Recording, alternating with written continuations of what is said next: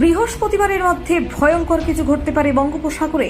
কি ঘূর্ণিঝড় আসছে, কোন দিকে ধেয়ে আসবে, দক্ষিণবঙ্গে হঠাৎ ভারী বৃষ্টির সতর্কতা কেন, বঙ্গোপসাগরে ফের ঘনীভূত হচ্ছে বিপদের সঞ্চার।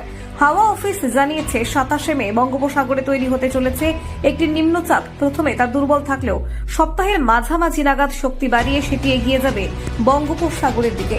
আর এর জেরেই দক্ষিণবঙ্গে বাড়ছে বৃষ্টির আশঙ্কা। 28শে মে থেকে উত্তর ও দক্ষিণ 24 পরগনা, পূর্ব ও পশ্চিম মেদিনীপুরে ভারী বৃষ্টির সতর্কতা জারি হয়েছে। আলিপুর আবহাওয়া দফতরের মতে এই নিম্নচাপের প্রভাবে বর্ষা শুরু হওয়ার আগেই রাজ্যে প্রবল ঝড় বৃষ্টির সম্ভাবনা তৈরি হচ্ছে।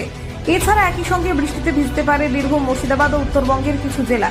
এমনকি কলকাতাতেও বজ্রবিদ্যুৎ সহ বৃষ্টি হতে পারে পরপর কয়েকদিন। ফলে আবহাওয়া দ্রুত পরিবর্তনের দিকে কড়া নজর রাখছে প্রশাসনও। বঙ্গোপসাগরে নিম্নচাপ, বুধবার থেকেই দক্ষিণবঙ্গে ভারী বৃষ্টি। আপনারা দেখছেন গ্রামীণ বাংলা নিউজ।